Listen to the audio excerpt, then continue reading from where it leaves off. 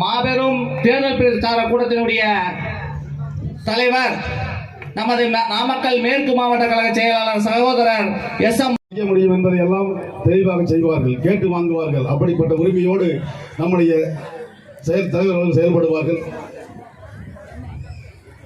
நாளை அப்படி வர வேண்டும் என்றால் நன்றாக படிக்க வேண்டும். அதற்குத்தான் காலை மாணவர்களுக்கு காலையிலே உணவு வழங்குகிறார்கள் பள்ளிக்கூடத்தில். நல்ல யோசனை பண்ணி பாருங்க. நாளைக்கு உங்களுடைய பையன் IPS IAS அப்படின்னு பண்ணா, என் பையன் கலெக்டர், என் பையன் IPS ஆஃபீஸ் சொன்னா உங்களுக்கு எவ்வளவு சந்தோஷமா இருக்கும். சொன்னதை செய்யக்கூடிய ஒரு தலைவர் என்றால் அவர் தளபதி அவர்கள் மட்டும்தான்.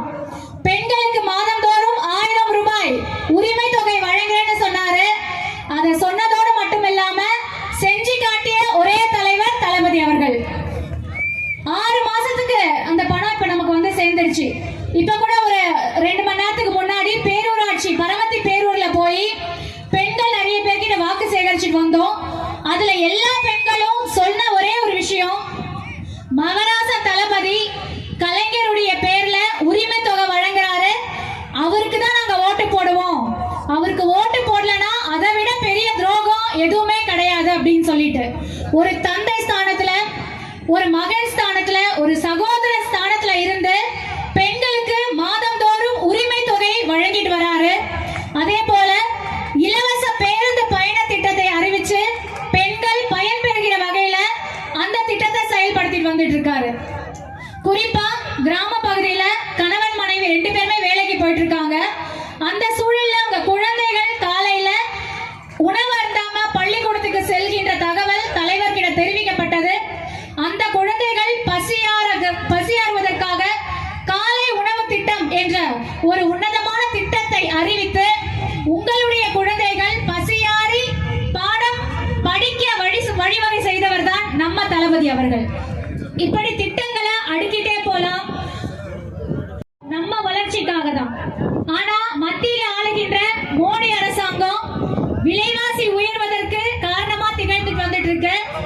இன்னைக்கு தங்கம் விலை 55,000 ஒரு பவுன். அதே போல 100 ரூபாய் பெட்ரோல் இருந்துச்சு 10 வருஷத்துக்கு முன்னாடி. இன்னைக்கு பாத்தீங்கன்னா 1 லிட்டர் பெட்ரோல் விலை 1000 ரூபாய்.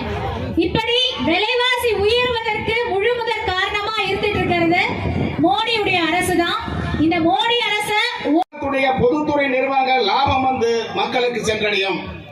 ஆனால் தனியாருக்கு சென்றால் அந்த லாபம் முழுவதும் தனியாருக்கு எந்த அளவுக்கு உதவி செய்ய வேண்டுமோ அந்த அளவுக்கு மோடி அவர்கள் செய்து கொண்டிருக்கின்றார்கள். அவர்கள் தான் இன்றைக்கு மோடி அவர்கள் தான் இந்த நாட்டில் இருக்கின்ற கடைக்கோடி மனிதன் நாம் முன்னேற்ற அடைவை செய்வேன் என்று கூறுகின்றார்கள்.